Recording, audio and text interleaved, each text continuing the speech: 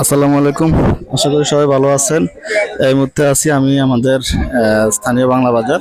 এটা হচ্ছে ফেনী জেলা সোনাগাজী উপজেলা ১ নং চর মজলিশপুর ৮ নং ওয়ার্ড।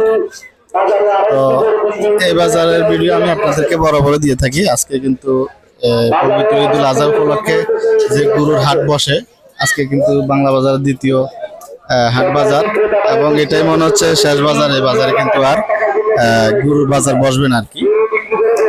আজকে গত বাজারের তুলনায় আজকে কিন্তু হিউজ পরিমাণ গরু উঠছে। দেশি বিদেশি অনেক ধরনের গরু উঠছে এবং ক্রেতা বিক্রেতা অনেক দেখা যাচ্ছে। তো এখন পর্যন্ত কি কোনো গরু বিক্রি হয়েছে কিনা এখনো আমাদের কাছে সঠিক নিউজ আসে নাই। আমরা আসলে সবকিছু জানবো এবং আপনাদেরকে জানানোর চেষ্টা করবো আর কি। এটা হচ্ছে বাজারের মেন যে স্পট, যেখানে সবসময় হাট বসে, এটা ওই জায়গাটা।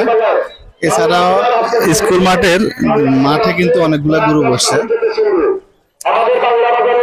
এটা হচ্ছে বাংলা বাজারের মেন যে স্পট, ওইটা আর কি মেন বাজার যেটা। এছাড়াও বাজারে যে একটা কেজি স্কুল আছে, ওই কেজি স্কুল মাঠে কিন্তু অনেকগুলা দেশে বিদেশে গরু উঠছে। আমরা ওইখানেও যাবো, ওইখানকার গরুগুলো আপনাদেরকে দেখাবো।